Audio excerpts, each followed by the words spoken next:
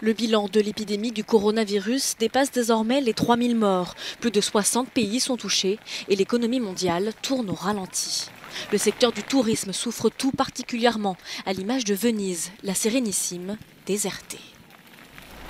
Au moins 11 villes italiennes sont placées en quarantaine pour tenter d'enrayer la propagation du virus. Au total, plus de 50 personnes sont mortes en Italie. À Rome, une église dont le prêtre est contaminé a fermé ses portes et pour la seule journée de dimanche, les autorités italiennes révèlent avoir recensé quelques 500 nouveaux cas, ce qui porte le nombre de contaminations à près de 1700 dans le pays. La France est le deuxième foyer d'infection en Europe. 191 cas et 3 morts étaient recensés lundi soir. Le musée du Louvre restait fermé ce lundi après que le personnel a invoqué son droit de cesser le travail en cas de danger pour sa santé. En Grande-Bretagne, le Premier ministre a visité ce dimanche un centre de test.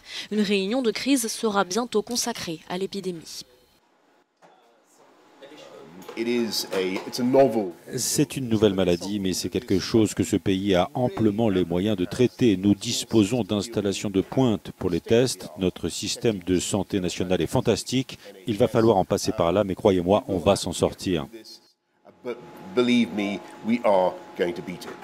Entre dimanche et lundi après-midi, près de 9 fois plus de cas ont été signalés dans le reste du monde que sur le territoire chinois. Premier pays touché, la Corée du Sud. Ce lundi, Séoul enregistre 600 cas supplémentaires pour un total de 4300, soit la moitié des contaminations hors de Chine. Le taux de mortalité du Covid-19 oscille entre 2 et 5%, mais la propagation de l'épidémie est particulièrement inquiétante pour les pays pauvres qui sont mal équipés pour la détecter et la combattre.